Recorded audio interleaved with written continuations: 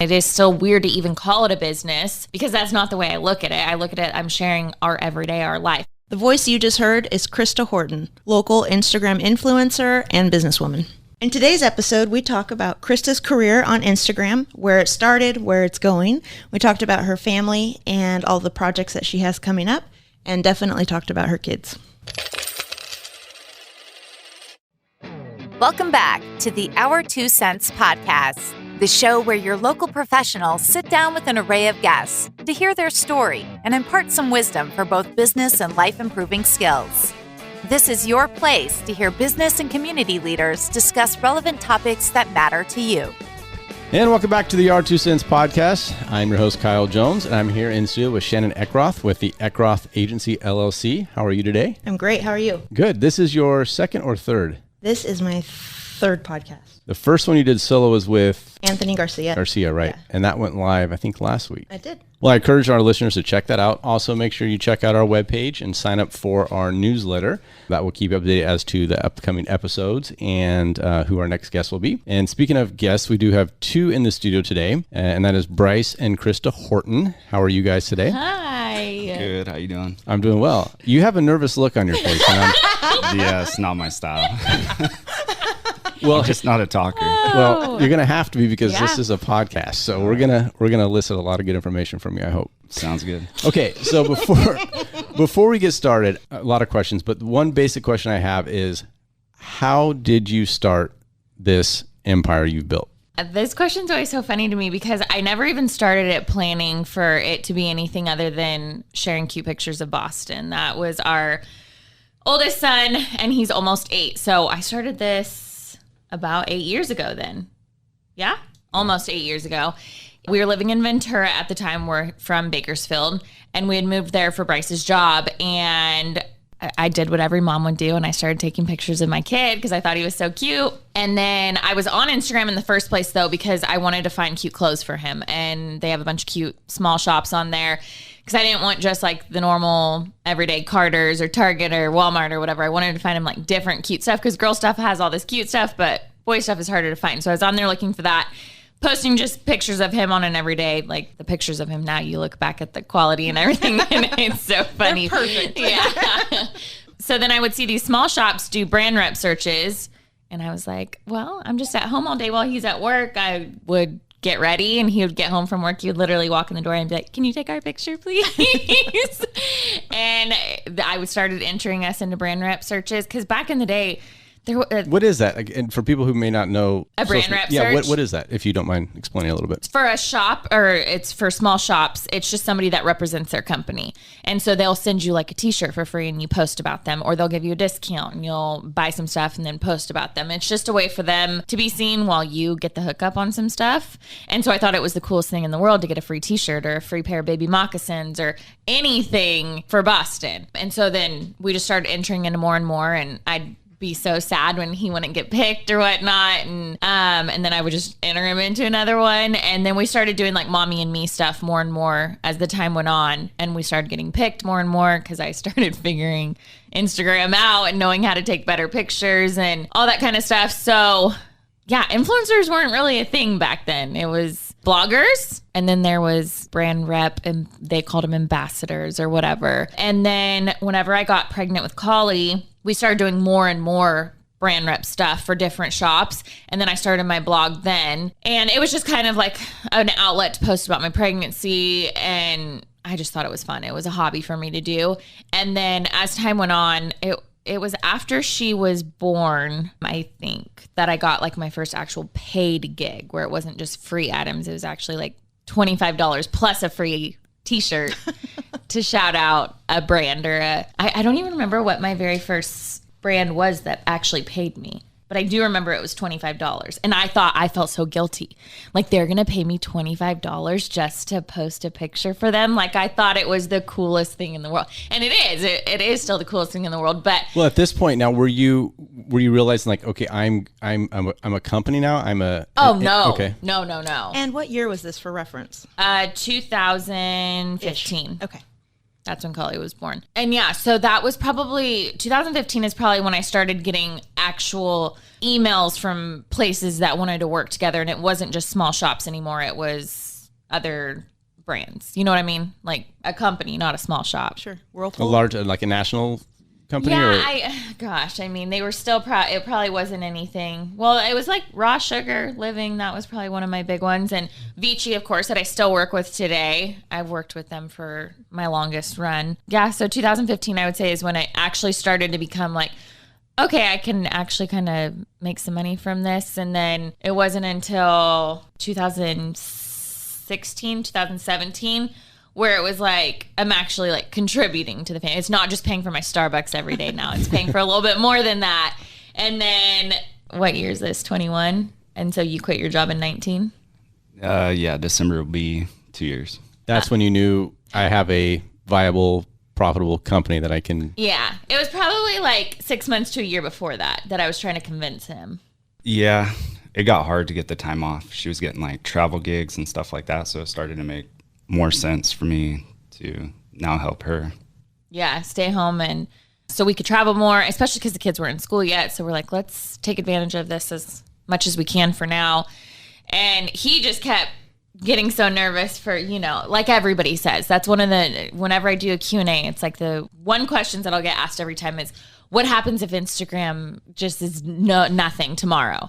It's like, well, that's what we've planned for, but it's not going to be nothing tomorrow. Right. Instagram is not going anywhere. Well, and can we just say you've built such a name that I'm pretty sure the Krista Horton brand could go anywhere. I would hope. I'm wondering when reality TV is coming. Like, when are you having a show? No, that's got to be next. When is that? No, I don't see that ever happening. I don't think I ever want that to happen. Never say never, but that, I don't know. Well, that's a good question, Shannon, because, Instagram is owned by Facebook, right? Mm-hmm. And so you technically don't really own your account. I mean, no. In theory, if they wanted to just ban you for saying the wrong thing or for doing whatever, yes, you could be banned. So yep. I think that is a good question. So people who are listening who maybe have ideas of starting businesses like this or something similar, what do you recommend, or how did you make something more than just say an account with followers to actually a brand? Maybe how can you monetize that without depending on this other company? Yeah, well, that's why everybody always says it's good to have a backup. It's that I have my blog, which, I mean, I don't think my blog gets seen very much, and I'm not super active on there. I don't post a ton on there because that's not what I love to do. I love being on Instagram because, I mean, there's TikTok, there's Snapchat, there's all these other things you could do, and we did try and take a run at TikTok for a minute whenever quarantine hit, and it was fun, but then I just felt like I was like pulled in two different directions and it was taking up way too much of my time. So I was like, let's just get rid of TikTok and focus on Instagram, because that is, I feel like, where I will always, lean towards. But it's now I feel like, yeah, if my account shut down, then that's why I tell everybody to go to Bryce. He's my backup. Or, I mean, if they both shut down, I mean, because it's not like you can take those followers and say, hey, no, I don't want to say I own you, that sounds bad, but right. It's my clients, if you will. Yeah. You're kind of dependent on this medium. And so I'm wondering if doing what you do, or people who want to do what you do, how do you transfer that to something else that you control, that you have more control of? Then you're screwed. I don't know. I'm not hoping that happens. I hope it really doesn't. But and I don't think you guys would be screwed. I mean, but people trying to build up a presence, it's super, super challenging. And one of the things that I know keeps you in everyone's eyes is you're so candid. I mean, we all relate to you no matter who we are or in what capacity. Thank you. Because you put so much out there. But I'm wondering, when you first started, I mean, is this, of course it's you. I know it's you. But I mean, when you were like boss, when you take pictures, were you super candid at that stage, or how has this evolved? I think I've always been candid. Yeah? Probably a little too much. I'm probably, like, what you see is probably a notch back of what my normal candid is. Just because I feel like you're under a microscope on there, and the majority of people totally get it. They get you. Yeah. But then you got the little other section that you shouldn't care about, but they're always going to be in the back of your head, that it's just like, you can't put everything, and some things should be left private. He's the one that keeps me in check on that. But what about the negative Nancy's? Like, you've shared a little bit about, a particular Rhonda or whoever. But yeah. How do you kind of Freddie. How do you keep all of those opinions? And I feel like I've never been one to really dwell on it. at all. Like, yeah, for a second I'll be like, oh, this person's bugging me, and I'll vent to him about it. But then after that, it's literally in one ear, out the other. I don't think about them anymore. I never, people like that don't deserve your time or your energy. And I know that's easier said than done, but it is just, I think the further you get into it, because, yeah, the first couple, ugly messages probably hit you harder. And then you just kind of realize that these people are just probably in a dark place and they have issues that they're just portraying on you. And it has nothing really to do with you, more to do with them. Right. But, yeah, I feel like you don't really know those people. So why are you going to listen to their opinions? Is ignoring them an option? I mean, do you? Oh, yeah. I mean, that's pretty much what I do. Okay.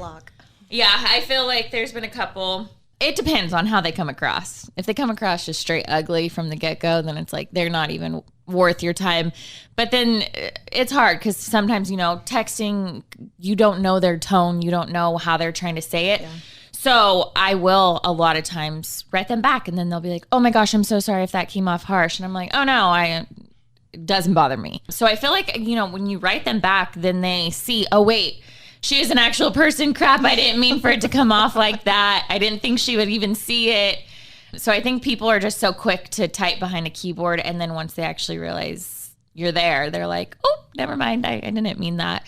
So I feel like I give everybody the benefit of the doubt because more often than not, they will come back with a nice message. And is that something that, Bryce, is that something that you're involved with, or do you? As far as getting involved with her messages? Or even yours. I mean, you're doing something very similar to what she's doing. So how do you handle that? Pretty much the same. I'd say the first couple times there's a couple people that have hooked me. Yeah. And then you go down like this whole... He's told him his 2 cents. Yeah, I'll let him know. But at the end of the day, you just know that even if you do block them, they're going to create another account, follow you, troll you if they want to keep going. So it's just... Yeah, a troll is a troll is a troll. It's not worth the time. They're just there to try and get to you. And that's the thing. They're just doing that for fun? It's literally like their hobby. Oh, okay. If they're like a deep, dark troll, that's their hobby. That's what do they monetize that at all? I mean, can they say like, oh, I troll, like, no. And say like, look what I did, and like, I'm sure. And do they get recognition for that? Oh, I'm sure they get recognition from their little like groups of haters that they. I mean, there's got to be some sort of connection. I'm pretty sure they don't get paid for it. So. Well, not paid for it directly, but if it's drawing traffic to whatever they're trying to draw traffic to, and because of that, they get more follows because they know like they can. Well, there has been more and more. I feel like this last year has put influencers under a microscope. Harder than it ever has been. And I mean, there are some influencers that have given, the name influencer a bad rap, and that sucks, but not everybody's the same. Obviously, every person is different. And so there has been a couple accounts that have been made that are trying to like hold influencers accountable, which is fine. And honestly, it's interesting to look at that stuff because then you can kind of like take from it and be like, well, I don't want to be like that. I don't want to do that. You like to see what people like and don't like. But at the same time, I don't know. It depends on who it is, and it depends on why and how they're doing it. If it's a fine line, I feel like. Well, it is, but this is your livelihood, right? This is your business. This is your company. This is your passion. So, and in some extent, this is like kind of the Wild West, right? There's nothing really regulating anything. There's no but there's no customs or norms, right? Like, right. When people come into my office, for example, there's certain things that they expect from me and I expect from them, and it's just these norms that we've developed over time, and people get it. But I don't know that exists in your world. I think that's why it goes both ways. That there aren't these rules. I mean, there are to an extent, the FTC guidelines and all that kind of stuff. But I think that's why some of these accounts are trying to hold them accountable because they're saying, you should be doing this, you should be doing that. But it's also like, this is all so new to so many people that how is anybody supposed to know every single thing? And then there are the people that just expect things and they expect you shouldn't share that. They expect you should share that. And it's, I don't think most influencers, especially the ones that started whenever this wasn't even influencing, knew that it would turn into this. We didn't think it was going to be a business, and it is so weird to even call it a business because that's not the way I look at it. I look at it, I'm sharing our everyday, our life. I never sit there and think, what am I going to share today? I don't have a schedule. I don't have it unless it's like a brand that I know, okay, on this day they're having a sale, I need to post for it, or I want to post for it, or it's scheduled in that way. But some people do run their Instagrams as a business. I run mine just as our everyday life. I get on and share what I want when I want, and then I don't share what I don't want. You know what I mean? I'm curious though. So, clients that I have, I religiously tell them, if you can't measure it, don't do it. Don't waste money. But I'm talking about businesses. Yeah. But this has become a business. So I'm wondering, are there analytics you do pay attention to? Obviously, your goal is to continue, right? You're a rock star at it. But do you worry about growth and engagement and all that? Yeah. Whenever you have to send your insights to brands, and so it's always nice to see the numbers go up.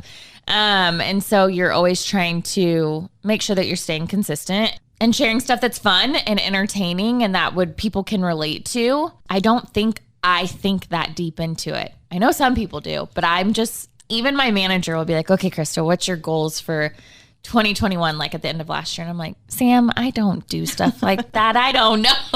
I want to work with Malibu. That's my only goal.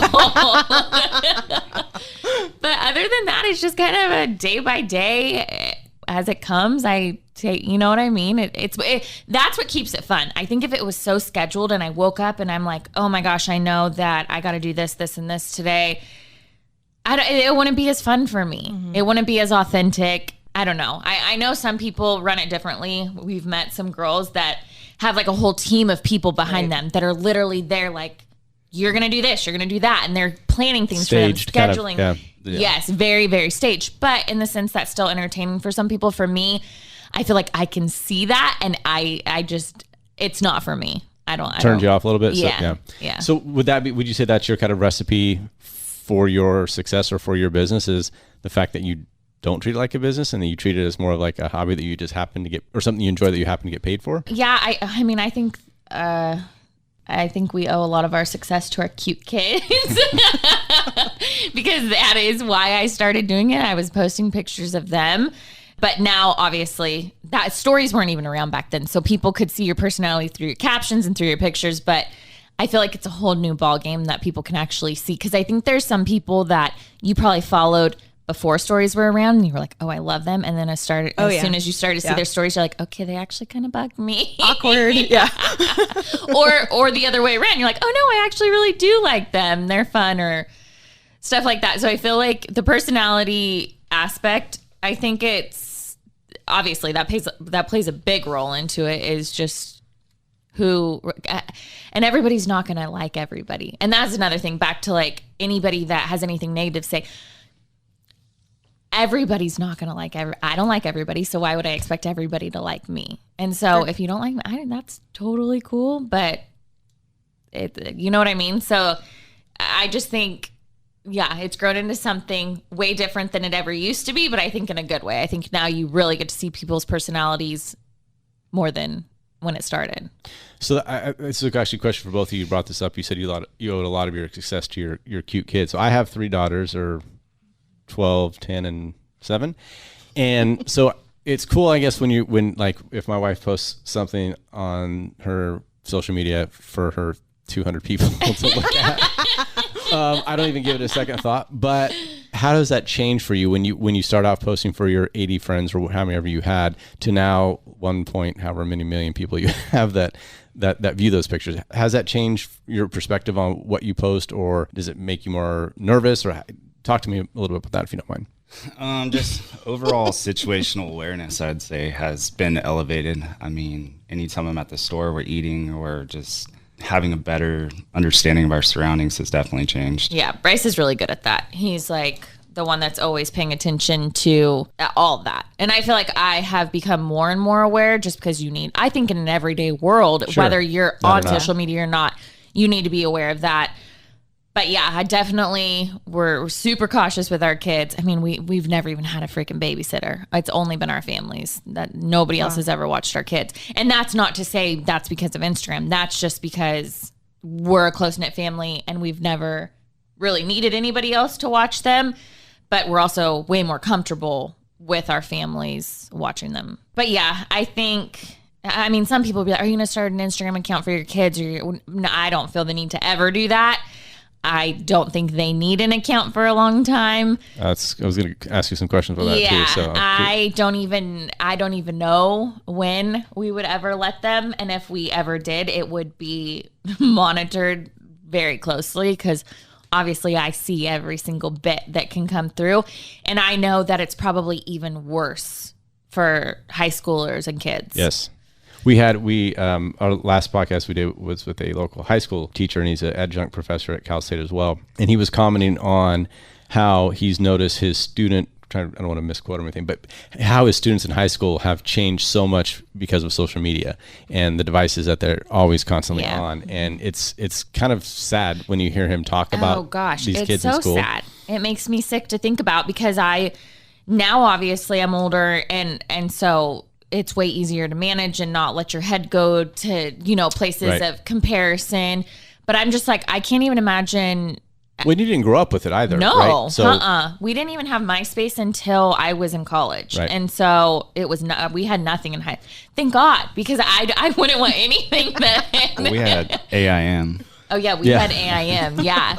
See, I mean, you could talk to people, but nothing got saved. No videos. Yeah, you didn't know who you were talking to. Yeah, really. It could have been some random person from well, one of my girlfriends has a little girl that is in 8th grade, and she's already had like a troll make a TikTok account talking crap about her basically, and I'm like, wow, I don't know what I'll do when that day happens. Hopefully it doesn't. Exactly. I don't know if that answers, or if you have any thoughts on that, Shannon, but having 3 daughters, it just when do you teach them that responsibility on how to use it or what it is, or because they're going to be around it, right? And you have actually a kid in high school, is that right? I do. I have 2 kids in high school. Okay, so you are senior and junior, and they're boys. Okay, but they probably better, right? Maybe they literally do. It's insane to me. They literally do all of their dating and are like finding people on each other on the apps, on Snapchat or whatever. Yes. And so my son will say, I'm going to go meet this girl in Shafter. And it's like, what?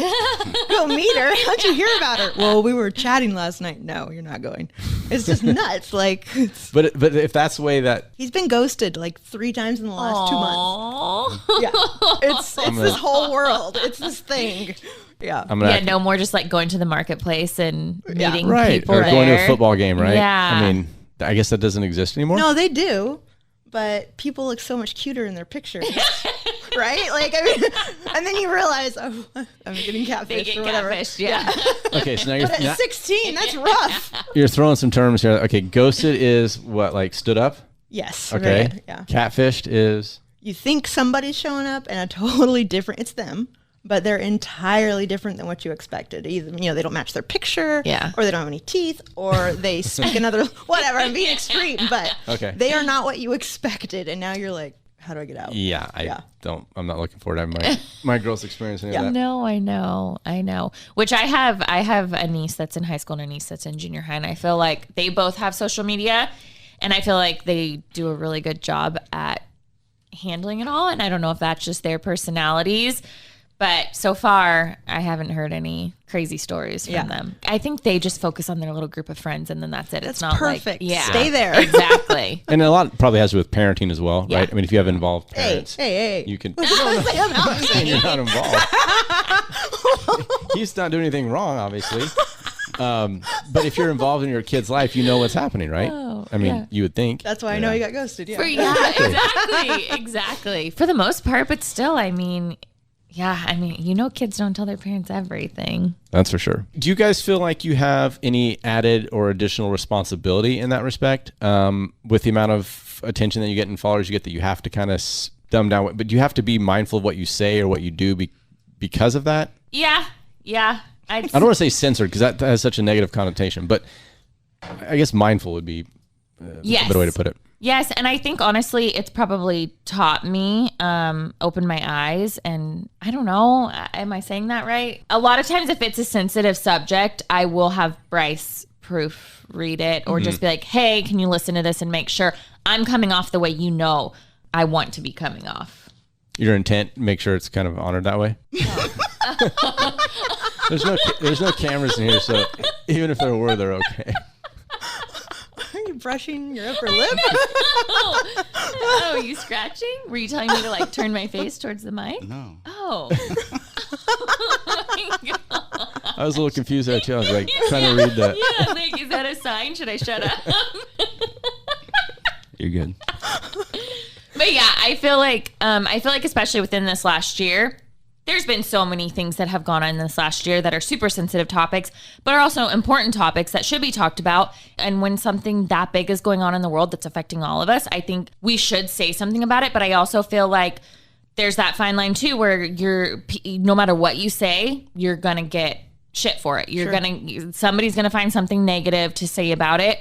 But you also have to know, well, if I'm saying that and I feel that's really, if that's really how I feel, then I can take the backlash of those few people that don't agree or that think I should be saying it in a different way or think I shouldn't be saying anything at all. But then there's also the other, like, politics. When people want you to talk about politics, that's just, I'm not a politics person. And yes, we vote. Yes, Bryce is a politics person. He likes that kind of stuff, but that's not me. So why am I going to get on and talk about something when I have no freaking clue what I'm talking about? Well, and what you're saying, so was it Hurricane Ida that just went through Louisiana? The big hurricane that just went through? Yeah. And there was a lot of devastation. A lot of people went off Instagram, maybe left a still slide or whatever saying, because of Ida, we are being respectful and not talking about our stuff. But to me, it was like, you're such a release, right? Like if you just keep going, you give us actually something to pay attention to when things are really shitty. And yeah, there's been a couple moments of silence that I do feel like were needed. Or just like on 9/11, I just didn't feel. Normally I would do Vici that day. I do Vici every single Saturday, but I told Vici, I was like, I don't feel comfortable doing it on 9/11. That's not the day I should be posting about clothes. And so can I do it Sunday? And they're like, oh yeah, that's totally fine. So I feel like certain situations like that, but I mean, we were still posting our everyday life that day and we were honoring and remembering everything. But at the same time, I think there's certain things that are appropriate, right? Or that just feel more comfortable or that feel right for you on that day. And everybody does things differently. So if I see another influencer posting their Vici trail on that day, go. You do that. If that's what you want to do, that's fine. I'm not going to sit there and be like, I can't believe they're doing that because I don't care. Right. But I know what feels right for me and I know what I feel comfortable doing. And so that's why, you get to do it how you want to do it. And I don't think everybody likes that. I mean, for the most part, I think they do. The most part, everybody's like normal. but then you have some of those crazies that just feel like they should be making your schedule for you every day. I don't know you guys well. I met you probably 3 or 4 times now, but you seem like very nice, young couple of people, generous, normal people, right? So my question is with both of your platforms, the size and breadth and scope of that, is it hard to say no sometimes? Because I would imagine a lot of people would come to you with things that are good causes, good business ideas, good anything, and maybe with the right intent, but I'm sure you probably get a lot of requests and asks. And so how do you manage those? And when do you say yes? When do you say no? And because I think you guys seem like very nice, normal, generous people, you probably want to do as much as you can, but when does that become too much? I just thank God you have your manager because she deals with a lot of that. Okay, there we go. Yeah, if I get an email of some sort, but if it's just to share like a cause or something like that, for the most part I will. But obviously I can't share every single thing. But yeah, if I get a message or an email asking to donate, a lot of times I will, because if it's something I feel I want to, I have no problem doing that. I love to do that. But yeah, the amount of emails and DMs I get, there's no way I could ever keep track of all of them. So half the time I don't see them. I wish I could. That's one thing that's really annoying, is that I feel like if somebody's going to take the time out of their day to send me an email or a direct message, I feel like an asshole when I'm not writing them back. But I would literally be on my phone all day long and I still wouldn't be able to get through them all. Or even close. Yeah. So. And that's not fair to my family and my kids and anything like that. So I definitely try and spend as much time as I can, like at nighttime or when the kids are at school, answering messages and doing that kind of stuff.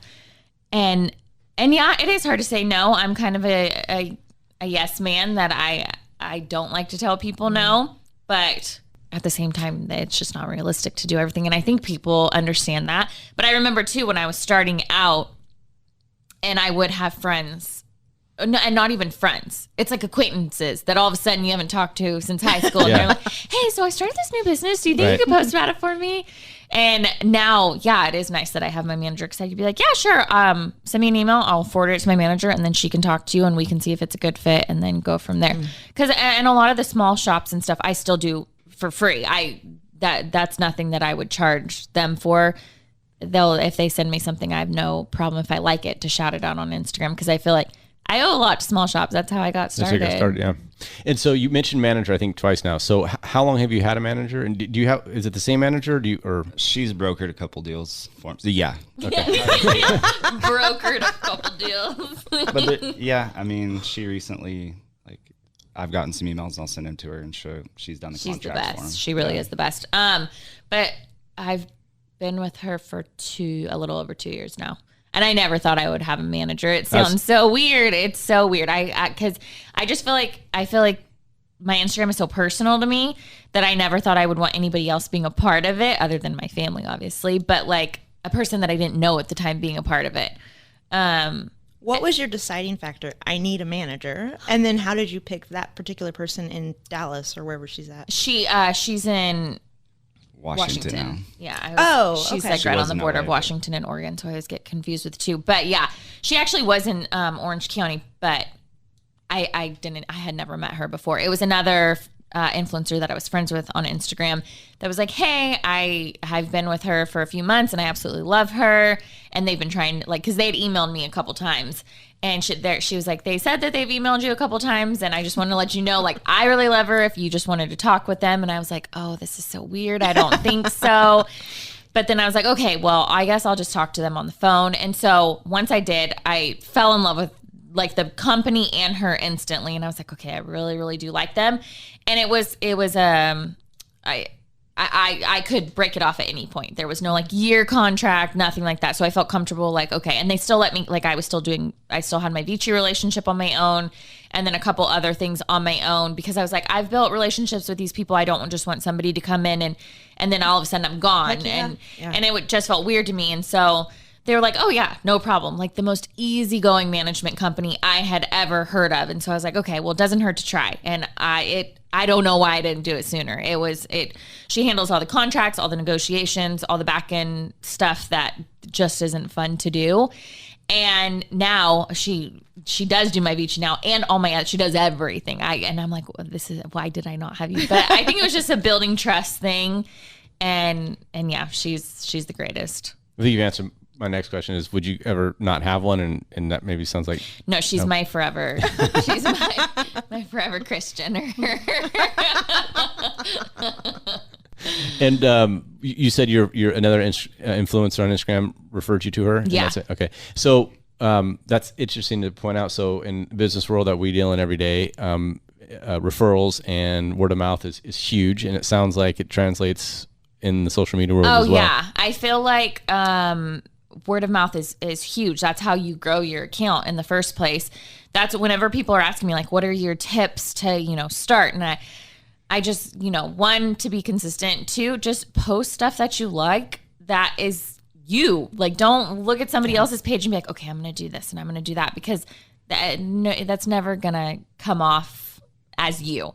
And so just do what's special to you, unique to you. And I feel like people will be able to see that. And I think the thing is too, is that when I started and I had no idea you could ever make money from this, now people aren't starting for that reason. They aren't starting because they want to just post pictures of their baby. They want to make money. And so I think a lot of people can see right through that. And they're like, okay, you have 200 followers and you're trying to charge brands for, like, that's not the way it works. You got to build up, and you got to do some stuff for free, and you should want to, because it should be fun for you. Mm-hmm. It's still fun for me.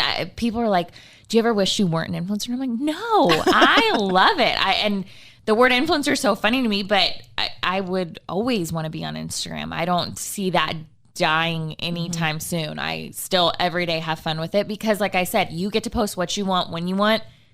And if you don't want to, you don't have to. And so I never feel sick of it because of that.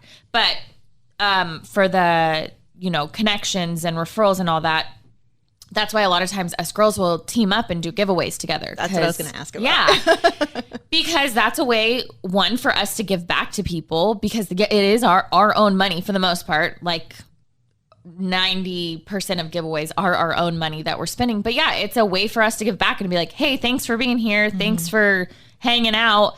And because the people who are here and hanging out are why I get to do what I get to do. Right, exactly. Yeah. So it makes sense. And to so give it's back just to a thing. It's kind of like, I mean, radio stations do giveaways, TV shows do giveaways. Ellen DeGeneres did giveaways. Oprah did giveaways. Oprah, you know what I mean? Yeah. It's like, it's their way of being able to give back and say thanks, and also to, you know, refer people to other people and get more eyes on you. And because, the more that you grow, and it's not even necessarily for, because I feel like at this point, it's kind of tapped out almost, where I feel like so many giveaways have gone on that it's like at one point you could probably grow so much more from them than you can now. But it's also, still just like hey, this is fun to do. Who doesn't want to win a giveaway? I won a giveaway one time and I thought it was the coolest thing ever. That was like way back in the day. But I was like, that's so cool. Why would I not want to make somebody else feel like that? Well, and the giveaways you do, they're not just giveaways. I mean, they are extraordinary. We try and make them as cool like as we dream can. vacation or whatever, couch or whatever. And but it's like the girl that we just sent to the Gaylord in Texas, and she's texting me all the pictures, and she was like, I got to take my mom and my kid, and it was so cool to see her have, you know, the time of their lives that she would not have been able to do if it wasn't. And I'm like, that's the very least we can do, is make somebody's day by doing that. And it's an investment in your company, right? In your brand. Yeah. I mean, you're really investing because you want clients, right? To stay around. You want to continue to grow in that relationship. And so how do you do that? And it's just the way your business is a little maybe different than another, but it's still the same thing. Yeah.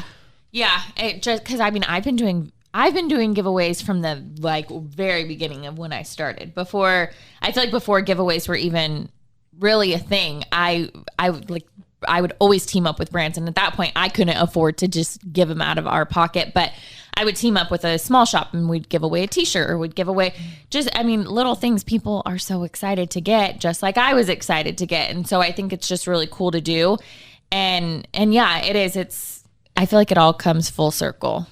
I want to ask you, there's a couple of companies you've worked with that I guess I'm just super curious. So like Amazon, I'm thinking, you know, you went to New York, you did the whole, how in the world did you end up working with Amazon? I mean, are these types of companies, Palmer, whatever, these types of companies are reaching out to you at this stage? I mean, before you were looking at little shops for a free t-shirt, or you would pay for it. And now Amazon's calling. Yeah, they just email. I don't know how they even find us. Or they email you, whatever. Yeah, I don't know how they find us half the time, but I know that there's companies that's their job, is to find people to work with them or for them or whatnot. Because first I started out with small shops. Then I would get emails here and there just from people that would find you on Instagram. And because they basically have like headhunters. Yeah. Like talent acquisition. Yeah. And also like scour the social media platforms, and that's their full-time job. Oh, okay. Yeah.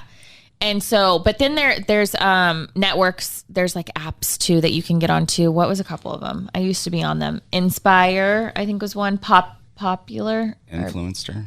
But there's some networks that influencers can sign up for, and it puts their name basically like into their database. So when they're looking for a lifestyle brand to represent their company, they can go through their database to find, okay, here's them. And then they start looking for and decide who. And then that's when, they email you or reach out to you and ask for your rates and tell you what they want out of you. And then you negotiate it just like any other business deal. And then if you agree to the terms, you do it. If not, move on. Okay, interesting. I was actually doing a little bit more research on both of you yesterday, just Googling, whatever. And scary. I ended up on a site that does exactly what you're saying, where they will market influencers that have signed up with their platform to businesses. Yes. You were not on there, but Bryce was. And it shows like your most popular post. Oh, that's funny. Like I signed up for it? No, I don't. Well, you might have. I don't know. I don't know. But you get the manager on the horn. What's going on over here? Where's Sam? You were on there, and it was you in a Speedo. Oh, yeah. That was your most popular post. Sounds about right. It was perfect. Yeah, it was really so funny. No offense, but I'm glad I missed that one. Yeah, there's a couple of them. So. Yeah, there are a couple laying on the car. Oh, that is so funny. Oh, one question that I got when I was talking about doing this podcast is on Instagram. You have the stickers. The gifts? Yeah, right. Uh-huh. How did you guys come about having saggy baggies or, whatever? I mean, Bryce has a few, but how do you generate those? If somebody wants to know how in the world they do that. Oh gosh. I don't know. I had a girl do it for me. She is a friend of my manager's and she knew how to do it. And I really don't know.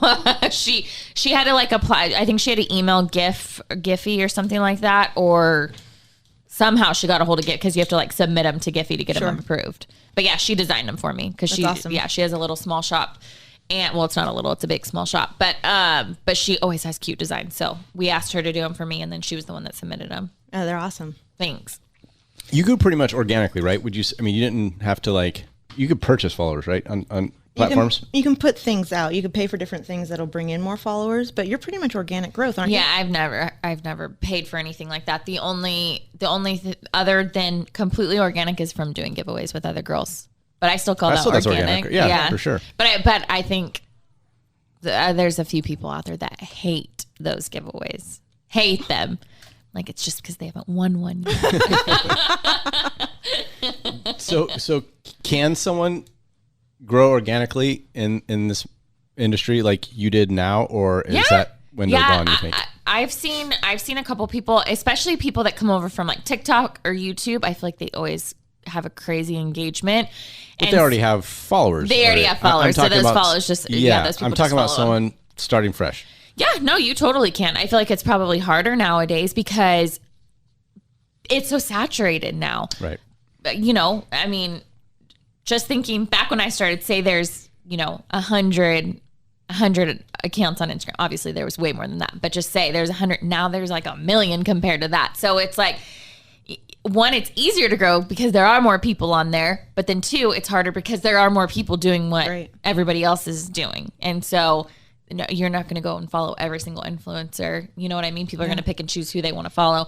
So yeah, I feel like there's give and takes to that, it's probably a little bit harder. I feel like Instagram's always changing the algorithm and everybody's always trying to figure out the algorithm. They're always trying to crack the code. And I'm like, there's no code to crack. Like if there were, we would have all, Sure. just skyrocketed. There's rules like, make sure that you're commenting and liking other posts before you post yours. Post it 7 minutes after you've been active. Like there's rules. Oh, wow. I've never seen them effective, but there's rules. There's like a playbook. And it is funny. I feel like people always come up with some like, don't do this until this and don't do that until that. And I'm like, it's too much to keep up with. Just do it. I mean, it is. I feel like today I don't know. I feel like some people will try and post like at the same time, right? To keep it super consistent, which is fine. But I just feel like I would rather do it when it just feels natural. Like this morning, as soon as Furbo said I could post that hot dog picture of Campbell and Bougie this morning, I was like, I couldn't wait a second longer. I'm like, I don't know if this is the best time to post it, but screw it, I'm going for it. Well, and stories change the ball game because you can see something for 24 hours, right? So if it's your favorite influencer, you'll get the whole shabam of 24 hours. Yeah. And I feel like more people are going more towards story. Well, I think that's for everybody, but I know I post less and less actual picture posts now compared to stories. I'd rather spend my time on stories just because it's more fun. It's funner, yeah. Yeah, and more engaging, probably. Yeah, some sense. Yeah, because I feel like when you post a picture and then people comment or whatever, and that's great. But the stories you can kind of engage back and forth more. Yeah. How many? I don't know if anyone's asked this question before, but how many hours a day would you say do you work? And I'm saying work is an Instagram, right? Your stories, you have to change for all the stuff you put on. I mean, what? I mean, I'm not going to speak on behalf of her, but I know she's extremely busy. Yeah. And whether it's when the whole family's asleep, like at night, and she's up until 1 a.m. doing emails, or obviously first thing in the morning she's on email. Like she's busier than I have ever been in my corporate job before I quit, and it's pretty impressive to see. But I mean, there's some time spent on it. Yeah, sometimes I'm like, okay, put the phone down, walk away. Well, sometimes I'll be like, are you working or are you just scrolling? I'm working. It's always work. Market research. But it's, I mean, I ask you that kind of tongue in cheek, but you obviously put in a lot of time and energy into this, right? Yeah. This is not something that just it's full time. It is, and I feel like that's why some people will maybe try and start to do it sometimes, and they're like, oh gosh, I can't do too this. much work. Yeah.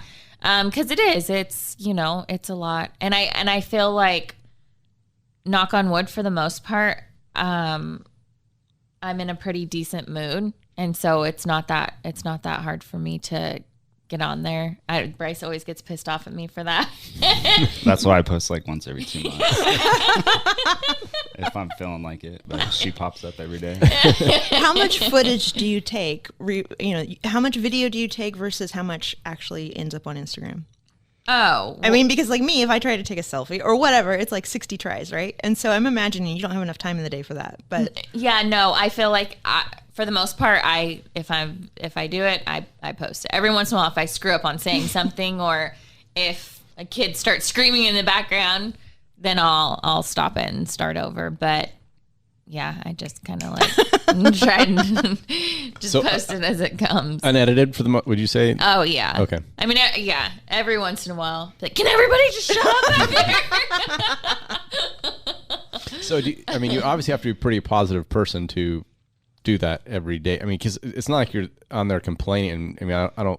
at all. I'm not on Instagram that much, but when I do, especially for preparing for the interview, I wanted to kind of get somewhat familiar with what you do. And it's not like you're on there complaining about something, or you're most part pretty positive. I mean, I feel like if Bryce is bugging me, I'll definitely tell everybody that he's bugging me. That's how I got Bruce. Yeah. Oh yeah, you mentioned that. What does that mean? Can I ask that question? I was like, what is Krista that? and Bruce, they're coming. And I said, no, And it's Bryce. he's like, no, you got to call him Bryce. But he didn't even know about Bruce. So can you explain, No, I know. Bruce? I'm like, half the time I don't know if people are actually thinking his What name is your name? Bruce. Bryce. Bryce. I know. I've done some legal work. I know your legal name. But. No. One time I got a message from a troll. She was pissed off about something, and she kept calling him Bruce, like over and over again in the messages. Because once I opened up her message, I saw I had like 5 from her, and they were all like, Bruce this, Bruce that. And I'm like, freaking Bruce. So now it's permanently my alter ego. Yeah. Anytime I'm So when he's pissed acting her like off. a Bruce, yeah. Oh, so it's not a good alter ego. No. Sometimes. But yeah, that's how he got the name Bruce. What were we talking about before that? I don't know. I forgot. I have Me a question, too. though. I do have a question. So I know that a lot of what you're doing now wasn't premeditated, right? No. Like, at all. No. Underline at all. Yeah. But you're here now. And so I'm wondering, 5 years, 10 years, we're older. I mean, I have somewhat of a 5-year plan. What do you? Yeah, I don't really know. No. I know my manager's 5-year plan for me. Which I would love to one day have, like my own, maybe Mommy and Me line or whatever. I've been doing little bits here and there with collabing with brands. Like I got to do my Tula, and I got to do my jewelry, and now I'm doing a clothes one with a small shop that I actually, found when Boston was a baby. One of the very first small shops that I ever found. I get to do a line with her that's coming out. And so I'm really excited for that, but it would be cool one day to have my own. But that kind of stuff just like starts to stress me out when I think about it too much, because I'm like, that seems like a lot of time and energy. And right now, I'd rather just focus on our kids and just having fun with them than having to take away from that. So maybe, yeah, when they're older and they're all in school and I do have more extra time. But I hope to, if Instagram's still a thing, which I think it will be, I hope to still be on there because I don't see that going anywhere. But I think the cool thing is the more that I've grown, the less ads I feel like I have to do, because the more you grow, the more you get paid, and so I don't have to take on as many to make as much. Sure. And so it's kind of nice getting to really, really pick and choose when you want to do it. And I mean, I still do quite a few just because it's cool, it's fun, and they're all brands that I consistently work with. Bryce still to this day will make fun of me. He's like, don't you forget when you did those light up lunch pails. And I'm like, that light up lunch pail is still in Boston's backpack. He still uses that thing every single day. And so I won't forget. But it is off brands like that you would have never, but it is kind of cool because I would have never known about that brand if But it you wasn't, use it though, right? Yes, So you're not- we use it. It's still being used, Yeah. but yeah, when it showed up, I was like, this doesn't really seem like you. Yeah, he's like, this isn't really something you would go pick out at Target on your own. I'm like, no, but Boston loves it. And he still does. So it is kind of funny, but it is, I feel like when you're just starting out, you got to learn. You learn. But when you're getting reached out to by these brands, you think it's the coolest thing ever. And you're like, oh my gosh, they're going to send us free lunch pails and free water bottles. I'll take it. So would you say you use or truly believe in a large, if not everything that you Oh, work now with? now 110%. Okay. It's and yeah, it's still some of these brands are things that I would have never discovered if it wasn't for Instagram. But it's cool because now I get to use them and I love them. But now especially I've learned too, if a brand reaches out, I get the product first and I try it for a while because I mean that can drag your name through the mud if you promote a product that sucks or that. People are going to be like, what the hell are you promoting that for? That, sure. I bought that. And then they blame it on you. I bought that because you said you liked it and it doesn't work for me. And not everything is going to work for everybody. People have preferences on different things too. So when you're watching people, you have to know, like, you got to get it. If it works for you, you can't be like, oh, because X, Y, and Z work for Holly, it's going to work for me. That's not the way it works. Yeah. But yeah, now I am very picky. I mean, Sam is always cracking up because I am probably one of the pickiest people she's ever worked with. But it gives you so much credibility. If I think about some of the other people on Instagram, if they're going to show a moisturizer, but then next week they're showing another brand, and then well, which one should I buy? Yes. That's one of my biggest pet peeves when somebody is showing a new mascara every other day. I'm like, a different one. Yes, Right. which one do You you hate that too, actually right? use? Yeah, absolutely. I'm just sitting here. But it allows people to trust you because they know if you're not going to promote it unless otherwise, right? Yes, Yeah. and I would hope. And even if I do work with one type of brand and then another one reaches out, and I'm like, okay, well you can send it and I'll try it. But I'm really married to this other brand just because I love them so much. And I'm like, you can try it and I'll see. For the most part, I'm not probably going to take it on just because I already know what I love. But hey, that product may be better than the other one. And then that is when you can. But I feel like it's nice. It's really nice to get to be picky choosy. But I feel like everybody gets to be picky. But it is. Everyone should be picky choosy. Yeah. It just gets easier, obviously, the more successful you are because you can afford to be picky. Well, and yeah. choosy, right? And for the most part, if you like a brand or whatever, you're going to get to work with them. As opposed to when I first started, there was no way Amazon was going to work with me. You know what I mean? Right. And so it's a little bit easier. Because to me, it's a really, the more I'm learning about it, it can be a really sincere form of marketing and advertising. I just saw, and I was just thinking about a commercial I recently saw with Tom Brady at a Subway commercial. I don't know if you've seen this commercial yet. Well, if you know anything about Tom Brady, that guy doesn't eat bread. He wouldn't put anything from Subway in his body, right? And later in the commercial, he actually, it was part of the commercial was, Tom, you don't eat Subway. And he was like, oh yeah. So it was kind of on it. That's genius. It was awesome. But so what I was getting at is what you can do is if you really are authentic as a person and your followers know that, then it's like a way to weed out a lot of options that they have or consumer options they have because they trust somebody to say, okay, I'm going to give her a benefit of the doubt and try it because I know she's honest and I know she has integrity. And yeah. Because I even have my favorite influencers that I'm like, when I see them post something, I'm like, oh, and I still swipe up. You know what I mean? Because I may have not found that before and I want to try it out.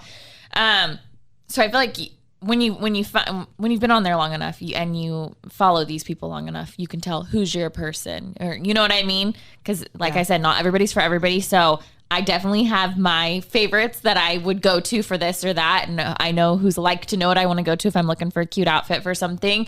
But I do think some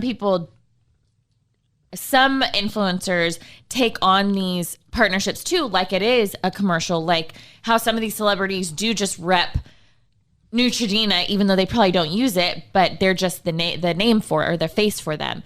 I just don't feel like that's how influencing should be because we're actually on there using the product, showing the product. And so it's, yes, we're bringing awareness to it, but it's also these people trust you that you're actually using it and that it actually works for you. If you're not influential about a project, based on the true feelings of it. You're just an actor. Yes. And unnecessary. You're unneeded. Yes. Yeah. Yes. Right. And so I feel like some people will still do that stuff because they think, oh, they're going to pay me and I'm bringing awareness to their brand. But it's kind of like, to each their own. Everybody does it differently. And I just know what makes me feel good about doing it. And so that's what I do. Yeah, I wasn't implying like be judgmental about different formats. I didn't think you were. down. No, I didn't think Kyle's you were. backtracking.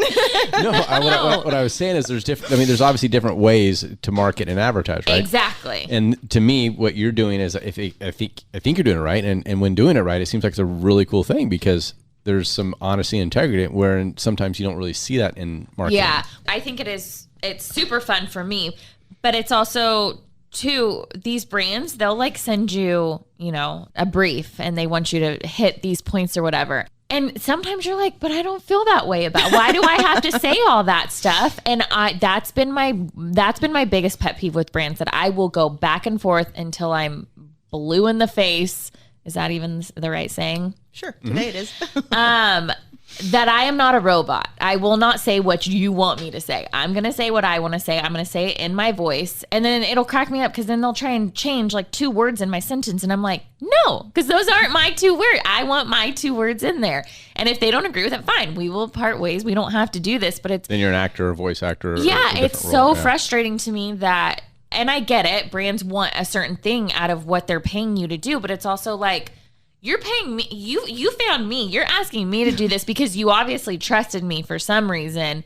So let me be me. I don't know. That's my one thing that I will never budge on. I will never budge on that. Well, I think that goes back to the authenticity, maybe the integrity of why maybe people follow or I would hope, you, I would hope that that's never a question for somebody. Because, what was it that made me so mad when somebody was questioning? I don't even remember what it was now, but that's the one thing that will eat me up is when somebody like questions my authenticity or... But no, it wasn't too long ago. That it was just something, and I was like, yeah, you can't question me like that. And then you just stopped. That was the end of the... Oh, well, no, I went back and forth. I know it's going to eat you up. No, I know. Trying to remember. Yeah, I'll probably think about it as soon as we end this. But if you question my character, that's when I'm like, no, we're not. I'll go back and forth until you, like, I'm like, do you want to call me? Should we FaceTime? Let's talk in person. Yeah. You may know the answer to this, or maybe you do too. In Instagram, they have the analytics you're talking about. Can you tell how many people follow you from different locations? Yeah. Okay, so what is your Bakersfield following or Kern County? I haven't looked at it in a minute. But you don't have your phone on you? I mean, how's that possible? That is the one thing I actually feel like because I feel like I'm on it so much that when we're like with a group of people or whatever, I'm pretty dang good at just like putting it away, unless I'm wanting to video Fiesta Friday or something. Yes. Friday. But yeah, sometimes when we're doing something, people are like, oh, like, where are you? What have you been doing? I'm like, sorry. I have a life. Yeah, when you're having fun, you don't think about it all the time. While you're looking it up, random question, but do you go through like a phone a month? I mean, do you wear out the... No, but I did hear the 13's coming out soon. Britt just told me that yesterday. I feel like I try and get the new phone just because the cameras keep getting better and better. Yeah. It's probably like once a year, once every 2 years. Because I mean, that is your...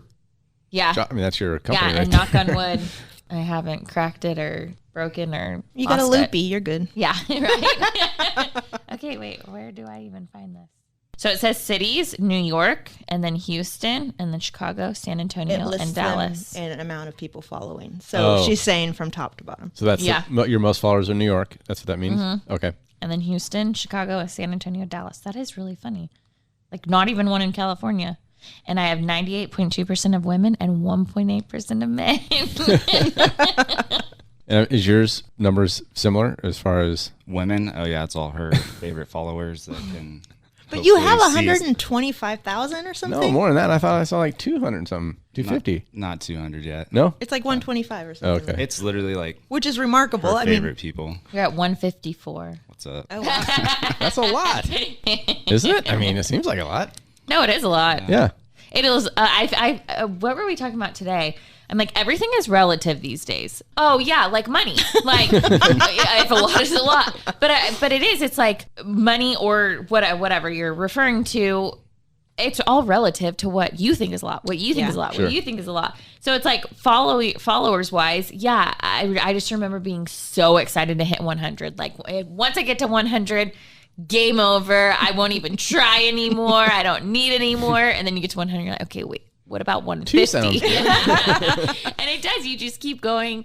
But I think that's good. That's, you're hungry to grow and to do more. And with growth comes more opportunities and honestly comes with more ways to give back. And I know that can sound so cheesy in some ways, but I just think it's so cool. Like we can be at a restaurant and be like, hey, I want to pay for their bill. Like we used to never be able to do that. And I just think it's cool to me. I feel like to make somebody else's day makes my day more.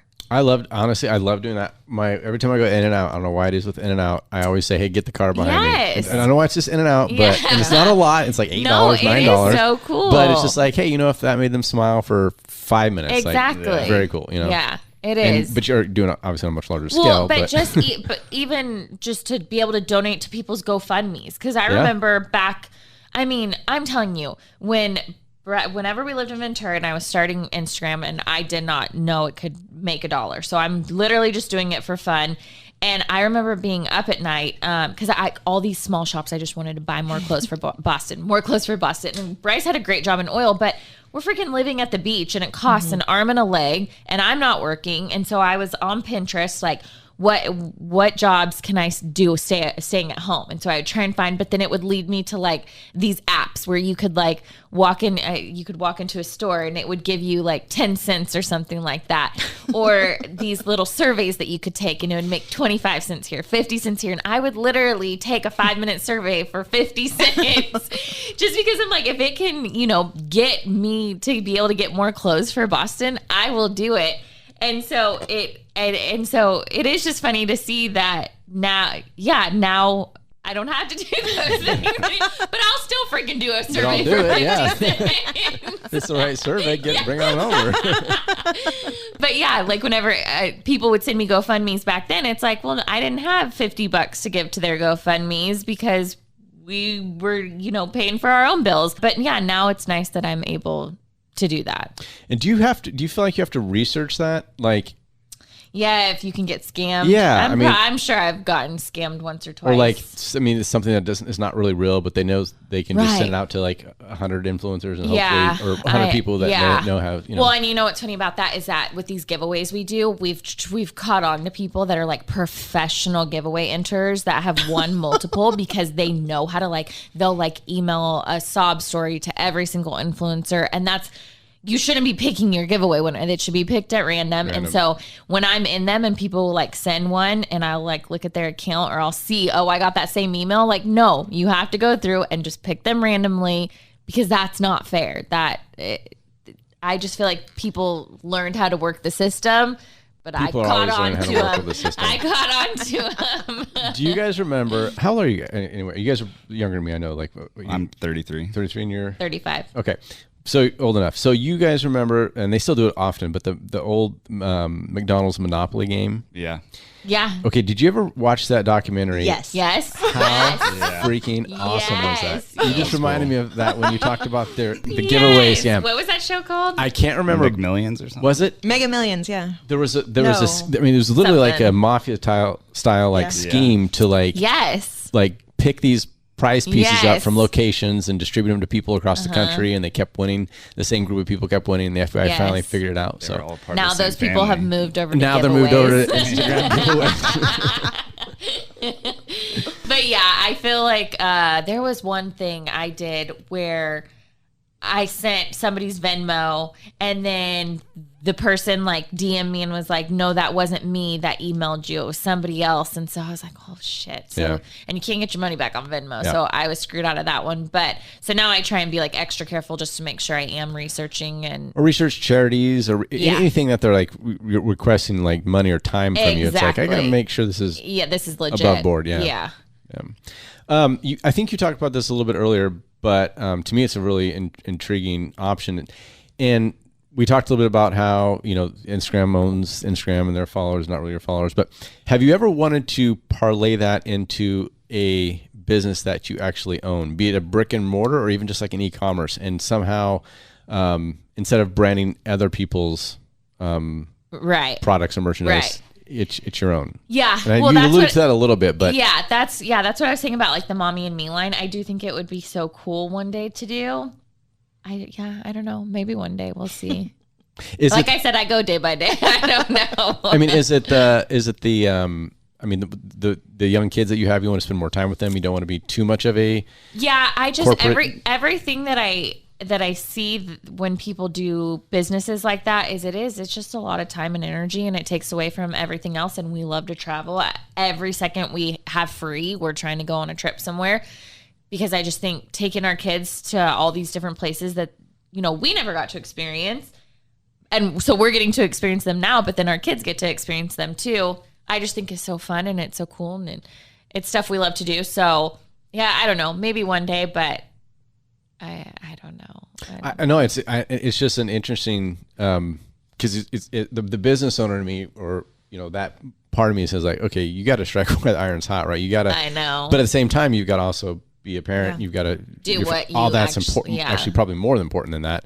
But I just wonder how much thought you give into that, and even if it's just partnering with somebody or let someone else do the legwork, but it's your ideas, and so where you're not putting as much time in, and that's what Sam always tries to get me to do. She's like, we need to open up a shop, we need to do something, and I do think it would be so fun, but I just keep coming back to like, where do I even start, and how much time is this going to cost me? Because I feel like I am on my phone a lot, and so if I don't really want to add one more thing onto that's going to keep me on my phone even longer, especially because our kids, I feel like, just are now getting into sports and activities, and all I ever wanted to do was be a stay-at-home mom. That was what I really wanted to do, and that's why I was staying at home when we moved to Ventura, because that's all I wanted.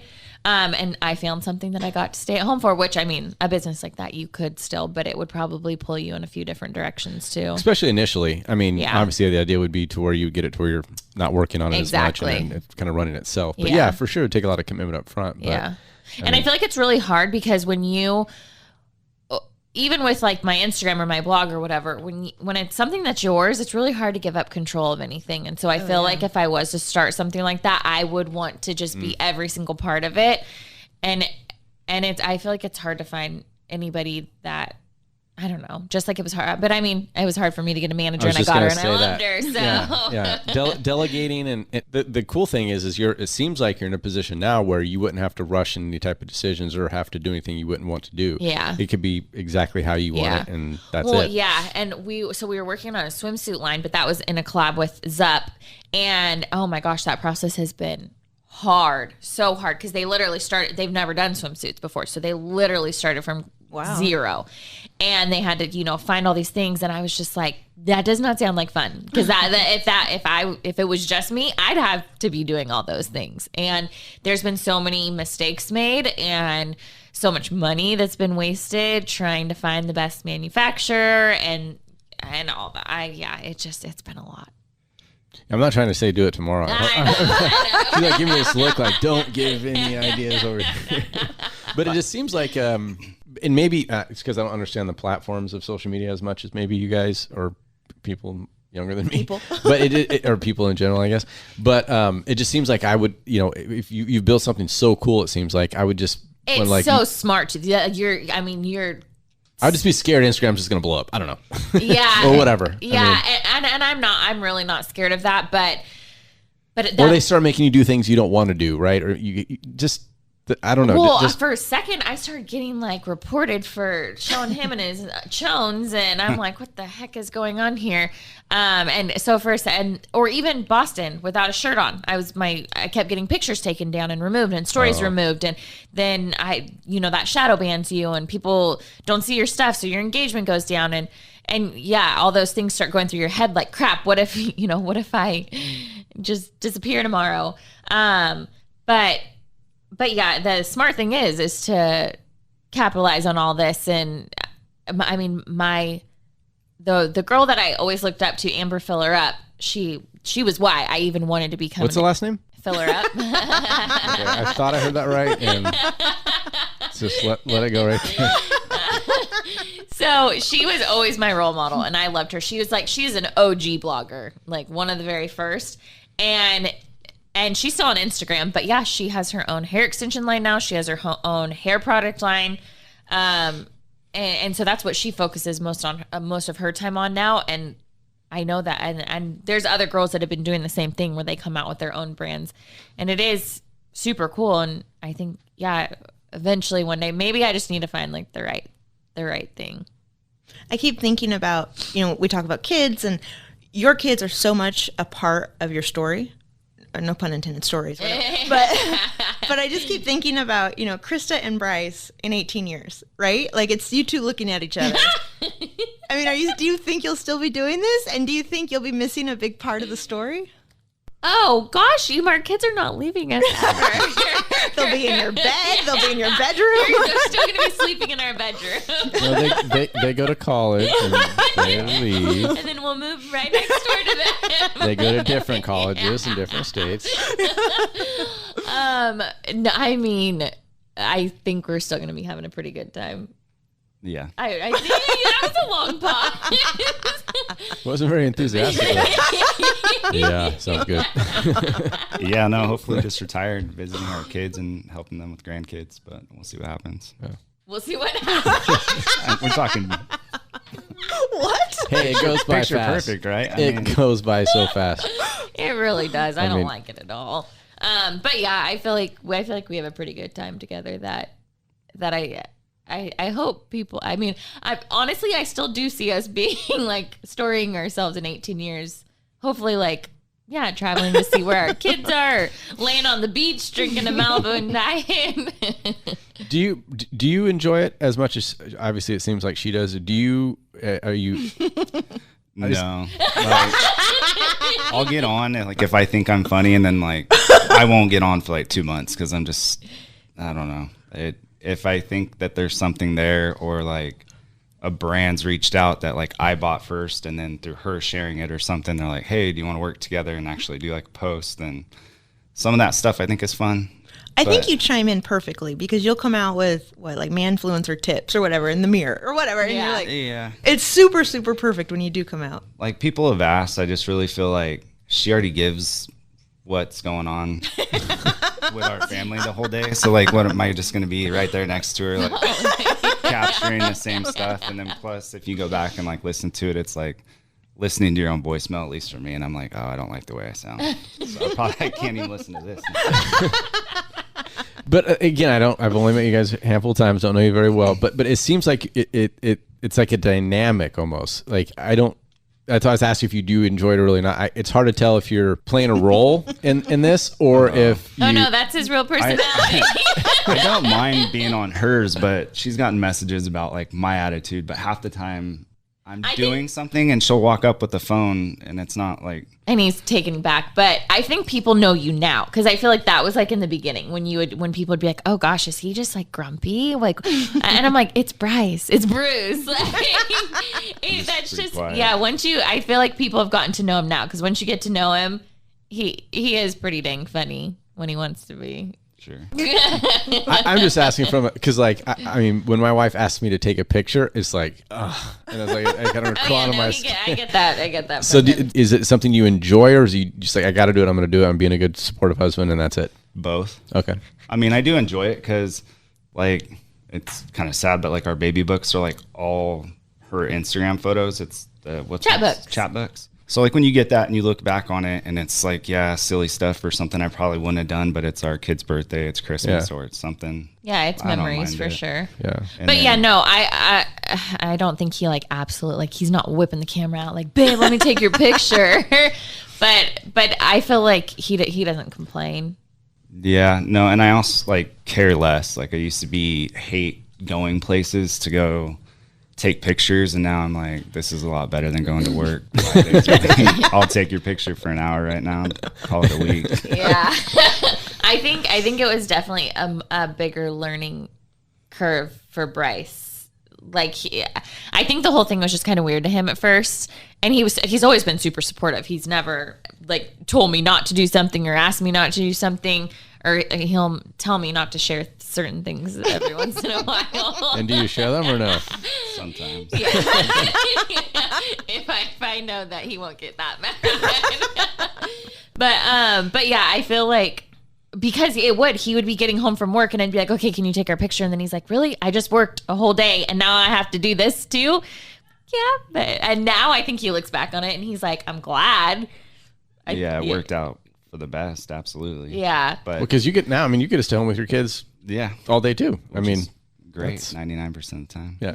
Well, of course. As long as they're good. Yeah.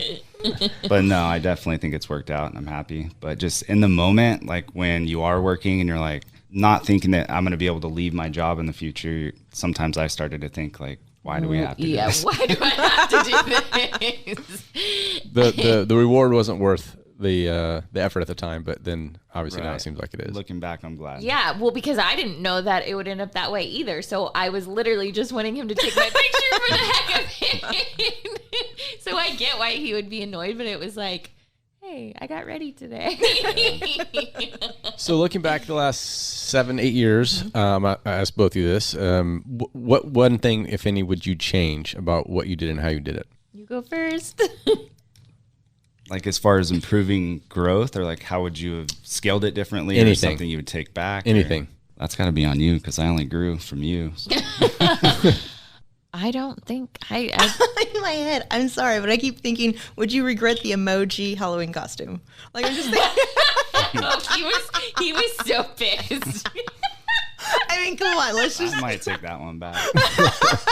That was my favorite. Yeah, that was awesome. That was my favorite. It's fine looking back, but yeah, we were downtown, cars were passing. There was like a whole hair salon of ladies that like it was tinted, but you could just tell that there was like 30 Do you know people he was wearing a poop emoji costume? No. No. Looking We back, were all emojis for Halloween a couple years it was ago. a cool one that like had a fan and blew up. Oh, nice. It was pretty legit. No, I don't know if there's anything I would change because there's nothing that sticks out in my head that I'm like, oh, I regret that, or oh, that sucked, or I feel like everything that we've done has got us to where we are today. But that's like, I mean, that's like anything in life. Yeah, it is. No regrets. Well, no, because YOLO.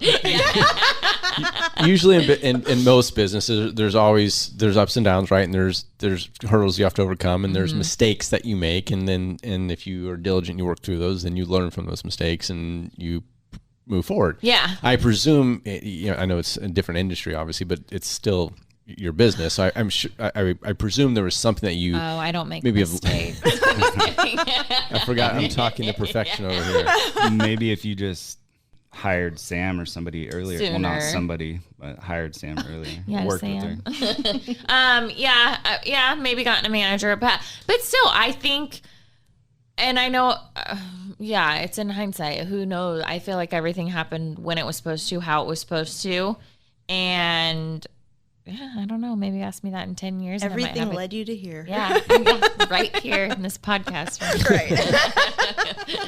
Right. Are you guys having? And I'm throwing some random off-the-wall ones, but stuff that was asked of us to ask you. Are you guys having any more children? Wait, are you going through my rapid question? Oh, sorry. Sorry, my bad. I don't answer on behalf of both of us. But you have part of a role in the Bryce podcast. is not having any more. So you're going to? No, I'm good with 3 right now. Right now, I'm good with 3 too. He keeps asking to go get snipped, and I keep telling him not yet, just because I want to be like for sure. But I feel pretty good with 3 right now. I think 3 is a really good number. I actually have a question about kids. So your kids, they're used to the phone for one thing. You don't see anyone trying to grab the phone, or you show any other baby a phone, them on the phone, they're grabbing it, right? Yeah. But you have very, very fun, well-behaved kids. What does the discipline look like? I mean, do you ever have to just put the phone down and be like, God, whatever? And well, in general, phone or not, Bryce is the disciplinary in the family for the most part, except for this morning when Collie tried to fight me for some hair butterfly clips. But no, I feel like he's more the one that I don't think things are as big of a deal as he does. Yeah. And so that's where I think we're just raised a little different. Yeah. Shout out Gary and Dina. What up, Jim? No, it definitely does. I think it does have to do with how you're raised too. But my mom was always the disciplinary. So I think it's kind of funny. I always thought I would end up being, because I'm so much like her, and he's a lot like my dad. But yeah, I just, things just aren't as big of a deal to me. And I'm always, they're kids. But for the most part, they are pretty well behaved. I mean, I hope that we've, raised them. And I think too, we take them everywhere with us. And so they're pretty accustomed to anything. Yeah. To how you should act in a restaurant for the most part. Depends on the day. Yeah. Okay. I'm going to do my rapid questions. Okay, can I do my last one? I was going to. Yeah. Gosh, I'm getting some looks today. As long as it's not something on this list.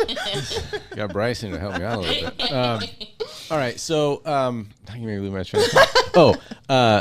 Like in our house, we try to limit screen time for the kids, whether it be the iPad or Roblox or. Oh gosh, yeah. Are your kids in Roblox? Oh my gosh, Boston could sit on his iPad all day long if we let him. Like 2 days and then not eat. Yes. Yeah. I don't know how they do it. But anyway, so do you guys limit that? I mean, given obviously what you do, technology is an important part of your life, but yeah, I feel like when we're out to a restaurant is the time that you'll probably catch them on a tablet or on a phone or something, because for the most part, we'll make them eat, like they have to order their own food and eat. And then, they're allowed to play. And that's kind of the time, too, where we catch up, like, on all of our days. And then me and Bryce, like, kind of get to talk and hang out. But then, once we're – and honestly, Collie doesn't really like the iPad or the phones. I don't know why. She's just never really been super into it. But Boston is. So, there'll be times where I'm like, okay, put the iPad down. But we don't have, like, a specific time limit. Me neither. It just kind of goes day by day. I have to do it. My youngest will turn into – something that I don't recognize. It's crazy. It really is. I've seen it too with other kids too. It's just when they get in that zone and then they like are addicted to it and they're like don't know how to function without it. Yeah, it's like you take away their arm. Yeah. Like I did not take away your leg. You can still walk. Right. It's like you I just took away your arm. So. Yeah. I feel like we're kind of always on the go and doing stuff, and so they don't even have all day to sit there and be on it because we're probably getting up and going to eat somewhere. I'm going to keep going. Go ahead. Do you guys eat out a lot? Are you alive? I'm getting a sense. Do you not pay attention? No, but you guys keep talking about going out to eat. Do you guys cook? Are you cooks? Not 28 cooks? days a month, I think. Okay. Is that lunch, breakfast, dinner? Well, not breakfast, because not breakfast, but for the most part. Well, typically, I don't know. They get out at 1:30, so it's not uncommon for us to go eat like our meal at 2:30 or something. Dinner meal? But then like the kids will eat another dinner. Like we'll make them something at home too. But we us two always eat like an earlier dinner for the most part, and if then we do even cook, it's home chef that like just pretty much comes prepackaged. Pre-made, heat it. I mean, it's really good, but we tried to cook like 2 weekends ago, and that's what I keep thinking about. Awful. Well, that's because I tried to barbecue. It was awful. So, do you not enjoy cooking, or just not get at it? Or, I don't enjoy it at all. Okay, I don't mind it. It's just more the cleaning up after. And I don't mind cleaning, so I'll clean. He'll cook, but so much goes into it. So much. It's so much easier just to go out to go to Rancho. All right, I'm done. Rapid fire questions. Okay. All right. So, a lot of these questions we actually went through already. So what is the perfect mixture of Diet Pepsi versus Malibu rum? What should the ratio be? Half and half. No ice or ice? Oh, you have to fill the ice up all the way to the top. All the way to the top. It cannot be to there. It has to be all the way to the top, and then you pour in your Malibu halfway, and then your Diet halfway. Cool. Malibu first? Yeah. Okay. Does it matter? I mean, I don't know. You drink with a straw? Oh, you have to drink. Well, then you drink from the bottom. Well, you stir it up. Oh. You stir it up, you blow some bubbles, and then you drink it. Do you put lime in it? Some restaurants will put lime in it, but I prefer without. Okay. It's still good, but it's just, I'd rather not. Okay, so do you own stock in Rancho? Should we? Well, I mean, I don't think it's publicly traded. First off, but do you own the restaurant? I would probably do it that way.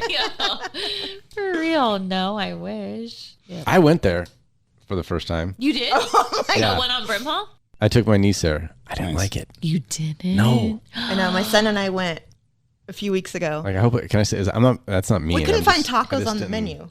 Really? We found shrimp tacos eventually, but we couldn't find a freaking taco. There's no taco menu. Look. That is so I don't think I've there. ever looked at the menu. I hope Rancho hears But I'd this. say we eat there so much because it's so convenient. Okay. Yes, we live. I mean, it's not like horrible. Don't get me wrong, but I was just. I took my niece there and I was like, Yeah, we definitely have. Like places that better chips and salsa that we prefer. Yeah, Like, there's as things, far but there. they make the best drinks there for sure. Is that the thing? I was with my niece, so I wasn't didn't get a drinking. drink. So yeah, maybe that's where I went. Yeah, no, and it is because it's so convenient. Because Don Perico's was like our place before Rancho was there, and then since we live literally right down the street from Rancho, So I'm sensing a Mexican food that's theme like here. all we That's eat. the go-to? Yeah. Okay. Everywhere. Okay. Did you guys do the old Mexicali before it goes down on California there? oh, all the time. Yeah, that was good. Yeah, That was, we just went to the one downtown last week. Yeah, that's legit. Anyway, sorry. Go ahead. Shout out I'll to shut up. Mexicali. Yep. Yeah. Okay. Halloween costumes again. What is it this year? Yeah, A hot dog?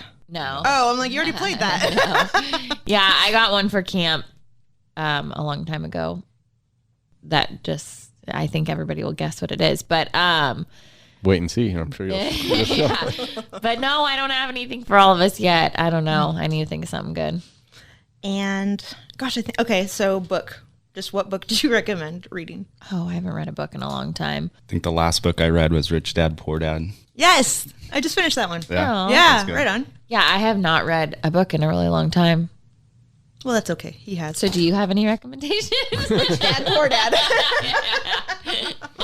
Or Third Door. That's the one I also just. Third Door? It's about people that, college degree or not, they pursue life in a different way, like you have, frankly. Okay. And looking for that third door option. So figuring out, how to become, accidentally, honestly, becoming somebody, but by wanting to be not the norm. Yeah. Isn't it crazy how many people can go do things now without a degree? Right?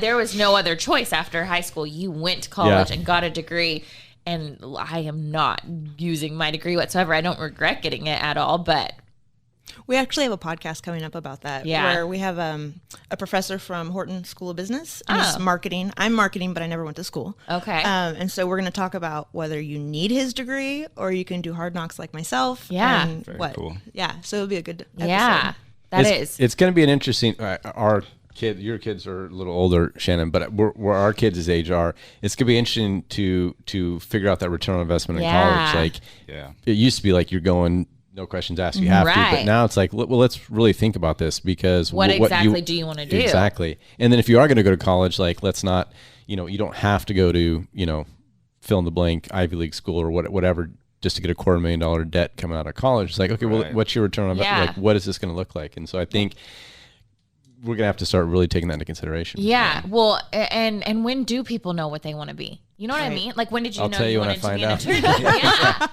Because did you know when you first started? I had I probably a little unique in that situation. When I was growing up, a really good friend in I think 4th and 5th grade that I hung out with a lot. His dad was a judge, and I was just so intrigued with the stories he would tell me. Trials that would come in Yeah. front of him, and so I was like, well, how does that happen? He said, well, there's attorneys and and I'm like, so it really spawned interest in me, and so I kind of knew then that's what I wanted to do. But I would say, I maybe still quite haven't figured out what I really want to do. You want to hear something funny? Is that I, after I graduated from Cal State, we moved down south, and I just got a job through a temp agency, and it was at a law firm, and I was just like the receptionist at first.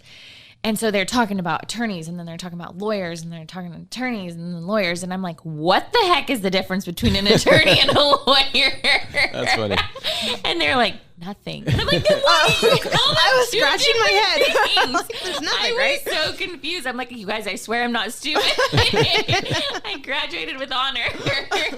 But it was so confused because I graduated with kinesiology. It had nothing to do with law. And so it was so like. Well, that's cool. Kinesiology. Yeah. Interesting. I loved it. It was so fun, but obviously not really using it. Is that something you think you'd ever get back into it all? No. I loved learning about it and I was super into it, but that was also when I was like super into working out and health and all that kind of stuff. And now I'm super into going to ranch trips. So.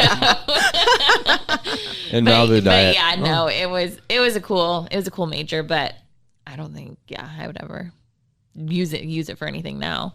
Did you graduate college? Did you go to college? I just have my associates. Okay. And from here in Bakersfield? Yeah. Okay. BC. And is that something, so what's your thoughts on that and having kids, and is it something mandatory? See how what they want to do? I think it really just depends from person to person. I know my situation was different with sports and stuff like that, and getting help from my parents and kind of the direction they wanted to go, which is why I called my brother and I left after only getting my associates, just because.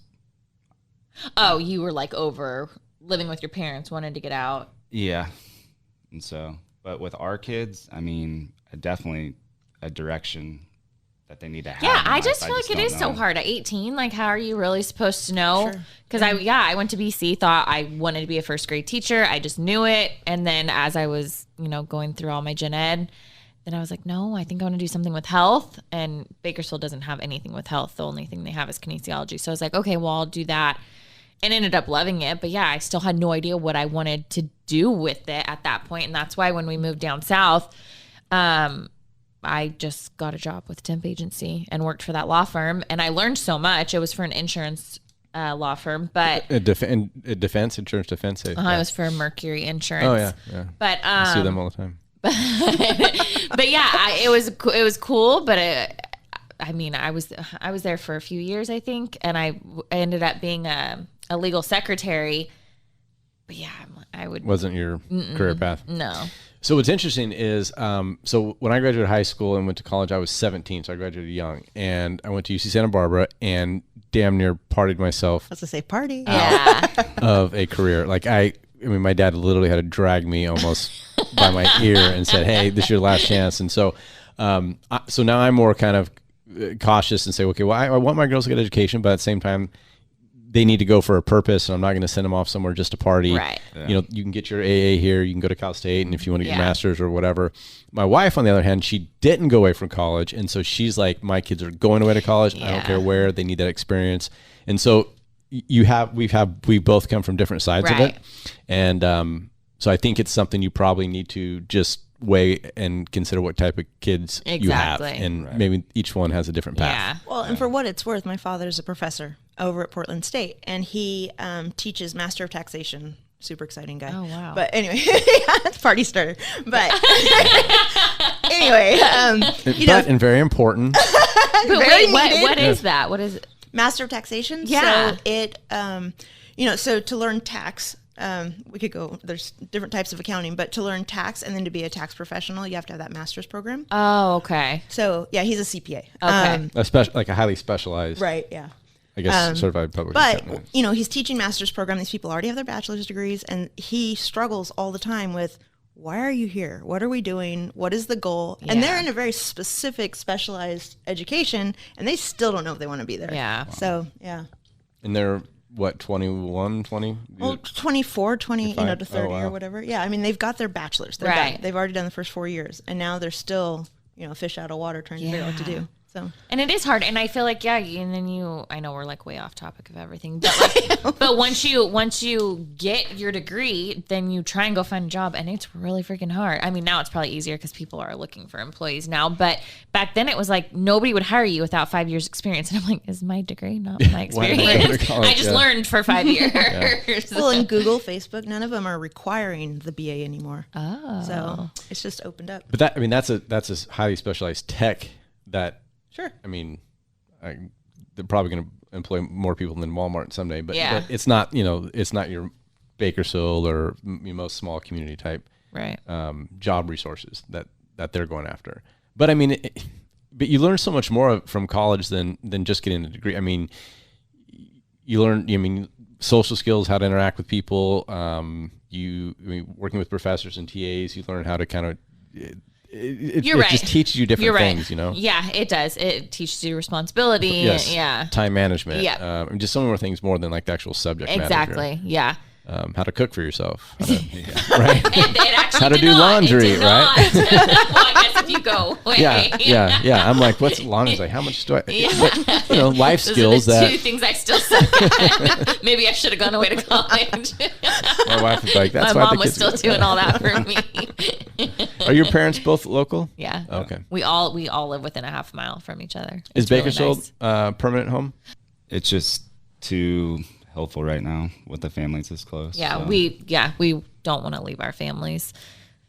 So yeah, we'll see. I don't see us leaving anytime soon, but who knows? Would you like to see your kids raised somewhere other than California? That's an interesting question. I've wanted to leave for a while. Yeah. It doesn't really bother me. But if the whole family wants to pick up and move, like our parents and my siblings and his siblings, then yeah, we would. I met with a client yesterday, and we were doing his estate planning. And he's like, "Yeah, we're just going 15 miles outside of Coeur d'Alene. We're looking at buying a 20-acre parcel, and they're going to buy 4 of them, and all of our family is going to go." And I'm like, Compound. "Can I go with you?" For real. That is our dream. All right. Well, we've kept you guys long enough. I sure appreciate you guys coming in. It's been a fun and interesting conversation. Little different spin that we have with some other thank you guests. for inviting us. Thank you guys. But it's been enjoyable. So thank you. Thank you. It was super fun. Thank you.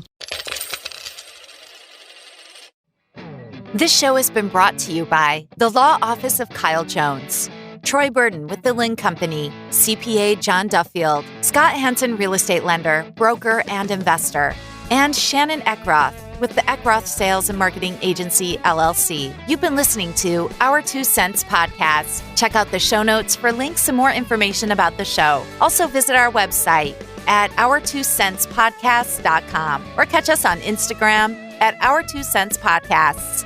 If you enjoyed the podcast, please subscribe